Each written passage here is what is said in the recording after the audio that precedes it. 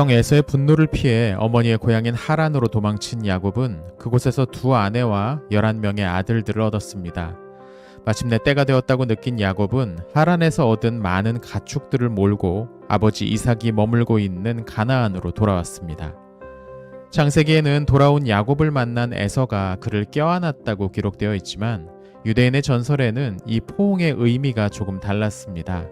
에서는 여전히 야곱에게 잔뜩 화가 나 있었고, 그래서 활과 화살이 아니라 자신의 이로 동생의 목덜미를 물어뜯어 그 피를 마시겠다고 결심했다는 거죠.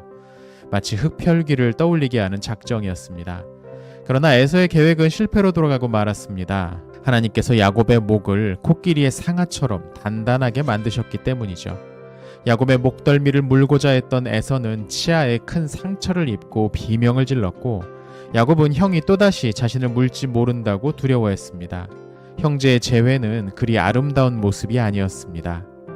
비로소 야곱을 물어뜯으려는 시도를 포기한 에서는 자신이 오는 길에 만난 큰 군대는 대체 무엇이었느냐고 물었습니다.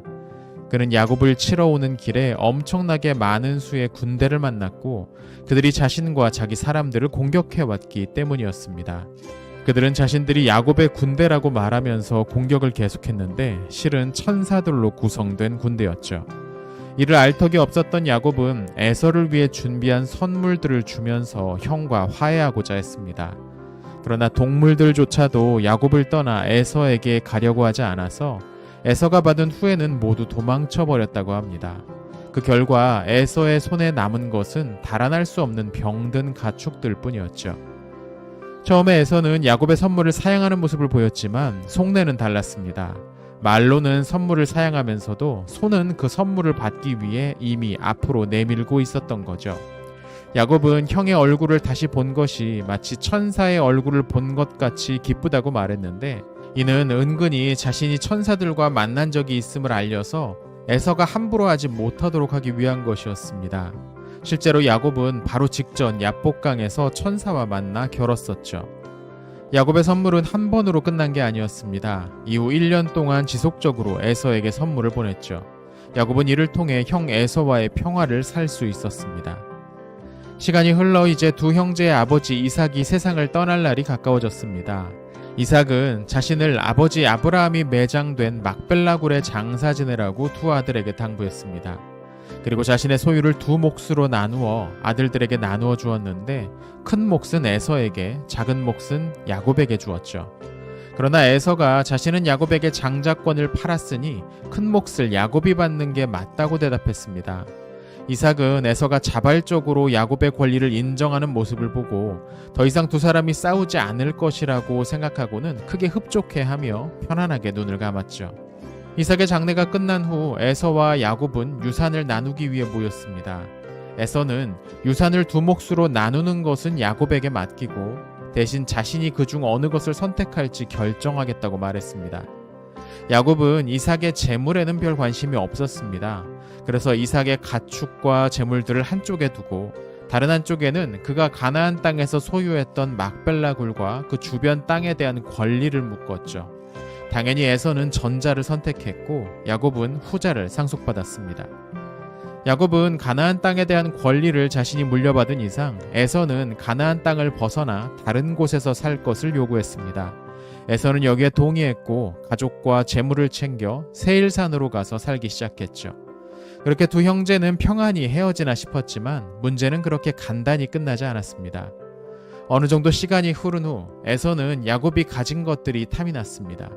또 이전의 원한도 다시 떠올랐을지 모르죠. 그는 자신의 가문에 속한 이들과 세일 사람들과 함께 야곱을 치러 가나안 땅으로 침입했습니다. 당시 야곱은 아내인 레아가 죽어 애도 기간을 보내는 중이었습니다. 에서가 이끄는 4,000명의 잘 무장된 군대가 점점 가까이 오고 있었지만 야곱과 그 아들들은 이를 눈치채지 못했죠. 결국 에서와 세일 사람들이 자신이 살고 있던 성을 포위한 후에야 사건을 알게 된 야곱은 성벽에 올라가 에서에게 아버지 앞에서 했던 맹세를 이렇게 어길 수 있느냐고 항의했습니다. 그러자 에서는 한 번 한 맹세가 영원히 이어질 수는 없는 법이라고 대답하면서 돼지의 머리에 뿔이 나게 할 수 있다면 형제로서의 유대를 지키겠다고 빈정거렸습니다. 아버지 야곱 옆에서 이 대화를 들은 유다는 이미 에서와의 평화는 깨졌으며 이제는 싸울 수밖에 없다고 아버지를 채근했습니다. 결국 야곱은 활을 들었고 그가 날린 화살이 에서의 오른쪽 허벅지에 적중했습니다. 상처는 치명적이었고 에서의 아들들은 급히 아버지를 나귀에 태워 후방으로 이동시켰죠. 이어서 에서의 군대와 야곱의 무리가 싸움을 시작했습니다. 야곱의 11명의 아들들은 각각 성의 동서남북에서 적들에 맞서 싸웠는데 그중 가장 큰 활약을 한 것은 역시 유다였습니다. 그는 가장 앞서 적진으로 달려가 순식간에 6명의 용사들을 쓰러뜨렸습니다. 그 좌우에는 납달리와 갓이 함께 돌격했죠. 하지만 적들의 수가 워낙에 많았기 때문에 시간이 갈수록 야곱 측에 불리해져 갔습니다. 그러자 유다는 하나님께 기도를 드렸고 하나님은 강한 폭풍을 일으키셔서 에서가 데리고 온 사람들의 진영을 어둠으로 덮으셨습니다. 이 틈을 노려 유다와 그 형제들이 이끄는 군대는 적들을 쉽게 베어넘길 수 있었죠. 이 싸움에서 에서의 4명의 아들들이 모두 전사했습니다. 600명만 겨우 도망칠 수 있었는데 에서의 장자였던 엘리바스는 야곱의 제자이기도 했기에 차마 무기를 들고 이 싸움에 참여할 수 없어서 목숨을 건질 수 있었습니다. 유다의 추격이 이어지자 퇴각하던 무리는 이제 부상이 악화되어 사망한 에서의 시신을 버려둔 채로 도망쳤고 야곱의 아들들은 아버지의 얼굴을 봐서 에서의 유해를 매장해 주었습니다. 이튿날 다시 추격을 개시한 유다는 결국 적들을 따라잡았고 전의를 이룬 에서의 아들들은 그들 앞에 엎드려 평화를 구걸할 수밖에 없었죠. 그렇게 양측은 서로의 영역을 침범하지 않도록 조약을 맺고 헤어졌습니다.